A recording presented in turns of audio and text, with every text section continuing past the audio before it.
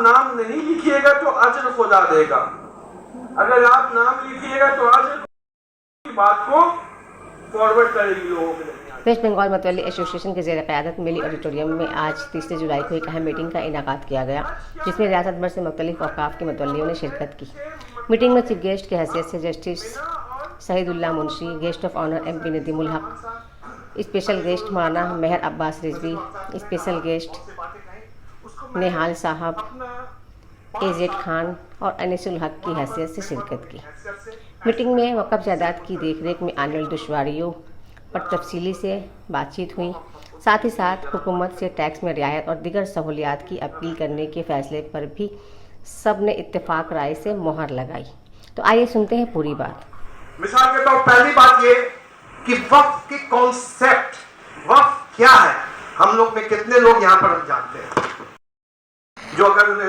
जो भी है कमेटी मुतवल्ली एसोसिएशन मिल करके वक्फ के स्टाफ को ओरिएंटेशन प्रोग्राम की वक्फ क्या है उनको खुद ही नहीं मालूम है, और वो वक्फ स्टाफ बैठ के हैं, वक्फ का काम करते हैं, वक्फ का ये जैसा कि अब्दुल रहमान साहब ने कहा है कि केडर होना चाहिए। हम केडर नहीं, जो स्टाफ है उसका ओरिएंटेशन प्रोग्राम होना चाहिए। वक्फ क्या है? वक्फ शिया सुन्नी वक्फ छोड़ दीजिए, 2 अलग वक्फ हुआ, उसके साथ साथ वक्फ औलाद, वक्फ लिल्लाह, ये कॉन्सेप्ट बेसिक कॉन्सेप्ट है, वहीं से वो उनको मालूम नहीं बहुत से लोगों को।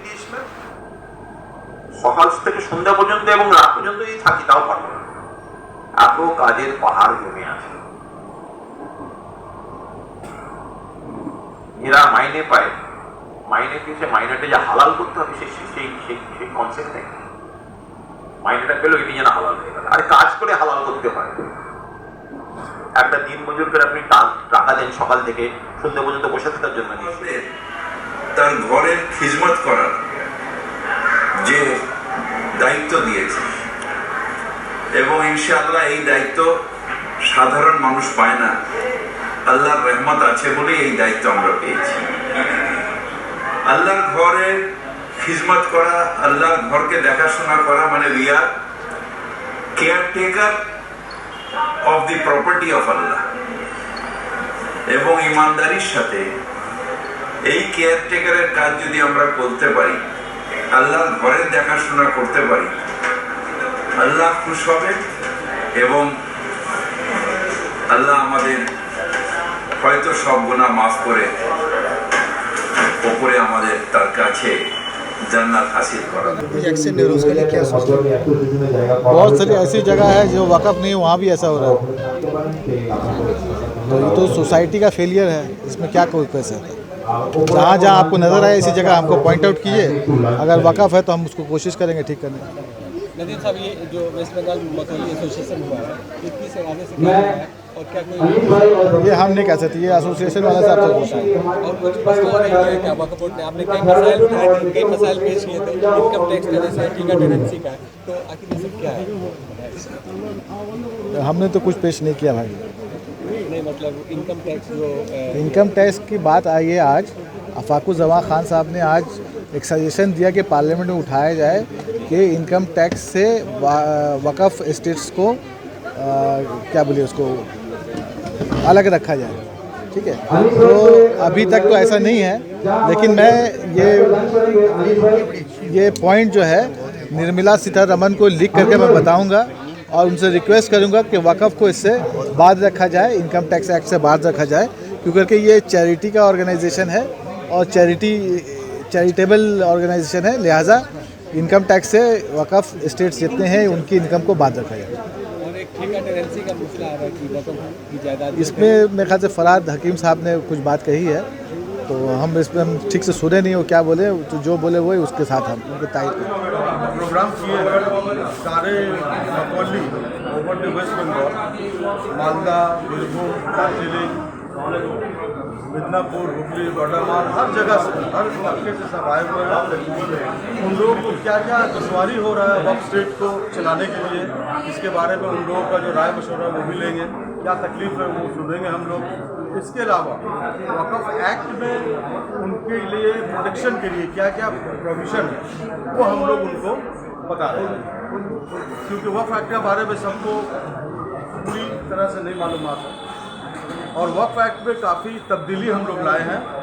ये हम लोग का वेस्ट बंगाल से हम रिप्रेजेंट किए थे कई बार, दिल्ली में, तो उसमें हम लोग जो सजेशन दिए वो सजेशन पार्टली एक्सेप्टेड हुआ है, लेकिन और भी सजेशंस है जो और होना चाहिए ताकि वक्फ स्टेट को अच्छे तरीके से हम लोग चला सकें। सबसे बड़ी बात है कि वक्फ प्रॉपर्टी डेवलपमेंट होना सबसे ज़रूरी है। तो जो पोटेंशियल वक्फ प्रॉपर्टी है उसके लिए हम लोग एक डेवलपमेंट गाइडलाइन बनाए, वो गाइडलाइन के तहत जब मतवल्ली अप्लाई करते हैं वक्फ बोर्ड में, हम लोग उसको NOC देते हैं ताकि वो अपना काम को आगे बढ़ा सकें। वक्फ स्टेट डेवलप होने से वक्फ बोर्ड को भी फ़ायदा है, 7% वहाँ से हम लोग को कंट्रीब्यूशन मिलेगा।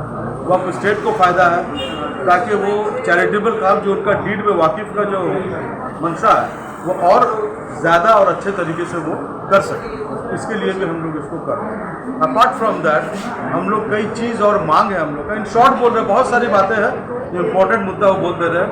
इनकम टैक्स हम लोग ये चाहते हैं कि सारे वक्फ स्टेट इनकम टैक्स से एग्जेम्प्टेड, इनकम टैक्स उस पर लागू नहीं।